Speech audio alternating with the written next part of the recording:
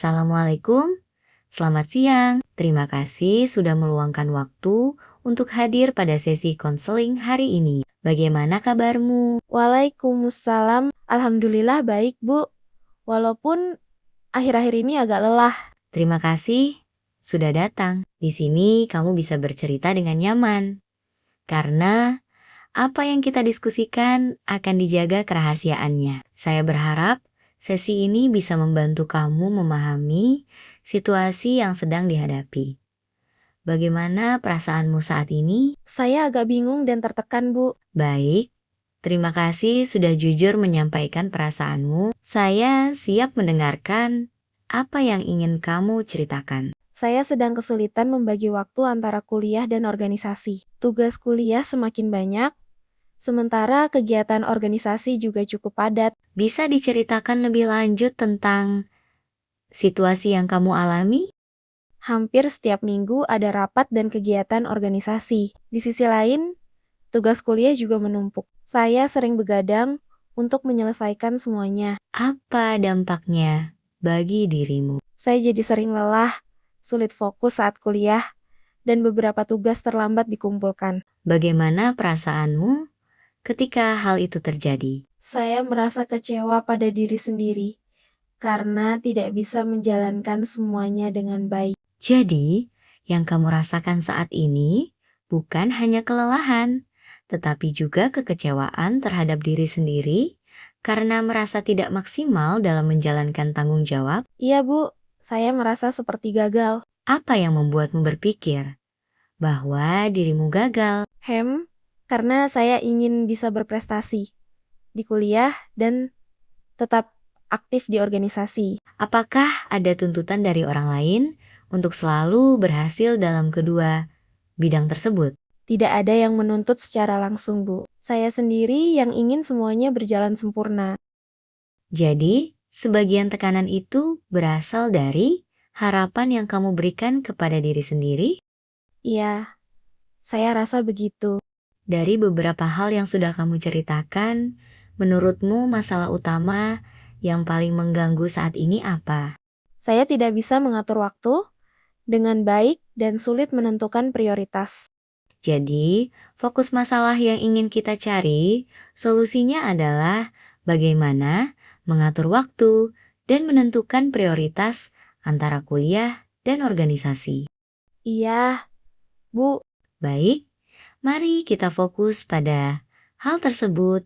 Tadi kamu mengatakan ingin menjalankan semua tugas dengan sempurna. Namun, di sisi lain, kamu merasa kelelahan dan beberapa tugas justru terlambat diselesaikan. Menurutmu, apakah keinginan untuk melakukan semuanya secara sempurna justru membuatmu semakin terbebani?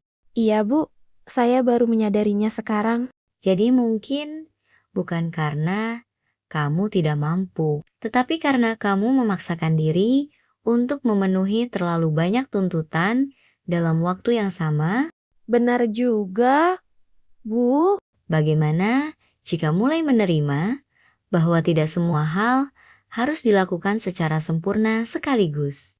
Saya rasa itu akan membuat saya lebih tenang. Menurutmu, langkah apa yang bisa dilakukan untuk mengatasi masalah ini? Saya perlu membuat jadwal yang lebih teratur. Bagus. Selain itu, Saya perlu menentukan tugas, mana yang lebih penting dan mendesak. apakah ada hal lain? Saya juga ingin mengurangi kebiasaan menunda pekerjaan. Itu merupakan langkah yang sangat baik. Mari kita buat rencana yang lebih konkret. Apa yang akan kamu lakukan mulai minggu ini? Pertama, saya akan membuat jadwal mingguan yang memuat jadwal kuliah, organisasi, dan waktu istirahat.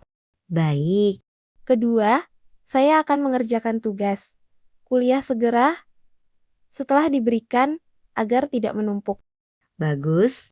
Ketiga, saya akan berbicara dengan pengurus organisasi jika ada jadwal yang bertabrakan dengan kewajiban akademik. Dari skala 1 sampai 10, seberapa yakin kamu bisa menjalankan rencana ini? 8.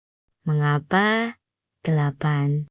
Karena saya benar-benar ingin memperbaiki keadaan dan rencana ini terasa realistis.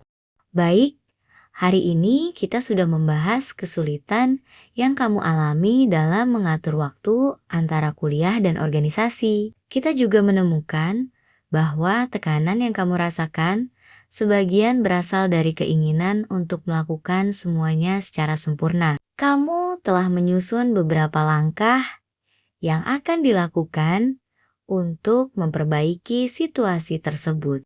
Iya, Bu. Saya merasa lebih lega setelah bercerita.